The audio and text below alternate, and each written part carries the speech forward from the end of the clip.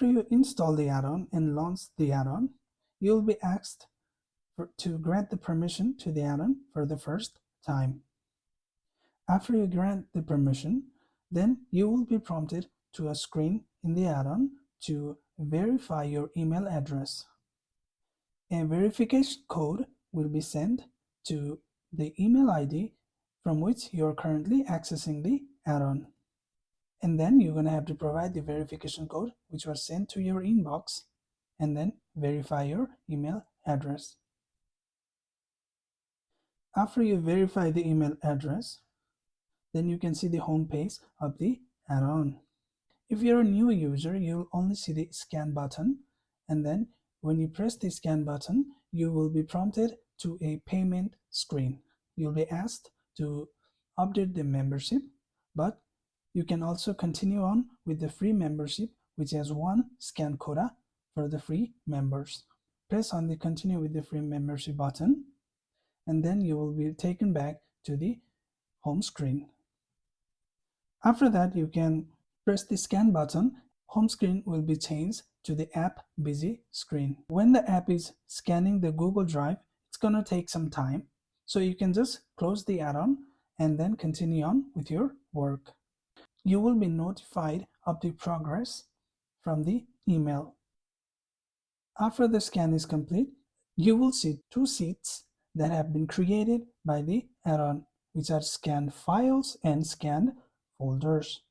Scanned files and scanned folders will have different data in them, like ID, file or folder name, the owner of the file or folder, file size, the link to the Google Drive, and different other values for scanned files and scanned folders sheets.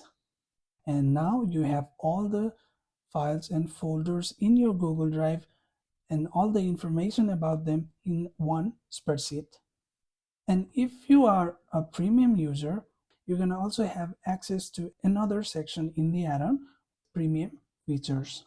To select the premium features, just press the go button in the premium features section, and then you will see a drop down with different features which you would like to run in this add-on. The premium features available are sort, which will sort the scan file and scan folders spreadsheet. Another one is highlight rows by values in the columns. This one will highlight these two spreadsheet with the column names depending on the values in the columns. Another is duplicate files. This will be responsible to finding the duplicate files, and if you want, you can also delete them. And the last one is get shareable link. You can combine different user rights and access rights to get various types of shareable link for a file or a folder. Let's try sort.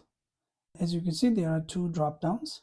First section is for scanned files sheet, and second section is for scanned folders sheets. Let's go to scan files first and select one of the values in the drop downs. As you can see, the scanned files sheets was sorted by the file name. You can also select the order, ascending or descending, like this. The same goes for scanned folders as well.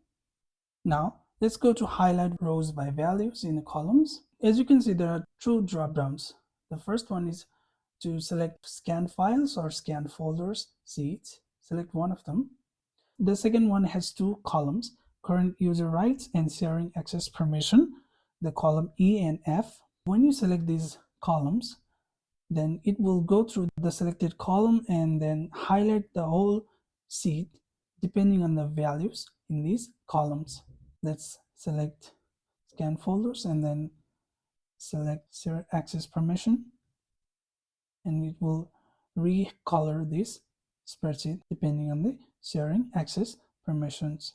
Now let's go to duplicate files. As you can see, I reselected the drop down because sometimes it happens that the drop down values are not updated properly. So when that happens, you're going to have to change the value of the drop down and then reselect the value which you want to access and then press go. And for duplicate files, when you press go, it will create a new sheet named duplicate files, and it will have files which are paired in color, which are duplicate files, and they are separated by black and white color, as you can see here. And please don't mess with the ordering of the rows in these sheets, because these rows are paired as duplicate rows and separated by color, black and white. And the last column, which is duplicate ID, is the ID that is used to identify these duplicate pairs. So if you want to delete these files, which we will do in a moment, you're going to have to provide the value of this duplicate ID, not the file ID, but duplicate ID. So let's go and delete one of the duplicate files. Select the delete duplicate files and go there, and then enter the duplicate ID of that pair. That file will be moved to trash. I want to delete this one, so I'm going to provide the value of 59 and then press go. As you can see in the message, duplicate files removed from drive. And if you go to trash, you can see one file was moved to trash. If you remember, there were two files and only one file was deleted, because one of them is treated as original, and then everything else in that pair, they are moved to trash, which is one file in this case. And when you press this home button in the bottom right corner of the add-on, you will be taken directly to the home page. Now let's access the Get Shareable link. Here you can select either you want to share file or folder. You can select who will have the access to this file from the drop-down, like anyone or anyone with the link, domain, etc. Next, you can select what kind of access rights do you want to provide to those users, like view, comment, edit, etc. And then you're going to have to provide the ID of the file or the folder which you want to share. It says some error occurred. It can happen from a number of causes. The first one is that it's possible that we did some mistake in providing the ID, which means the ID was wrong. If the ID was wrong, please check again and try again. And the second reason could be if the access rights and permissions are not compatible with each other, then the shareable link cannot be created. So you're going to have to change the permissions or the access rights and try again. And another reason, which is actually the reason in this case, is that I am not the owner of this file. So if you are not the owner of the file, then you probably don't have any privilege to share this file. That's why the link could not be created.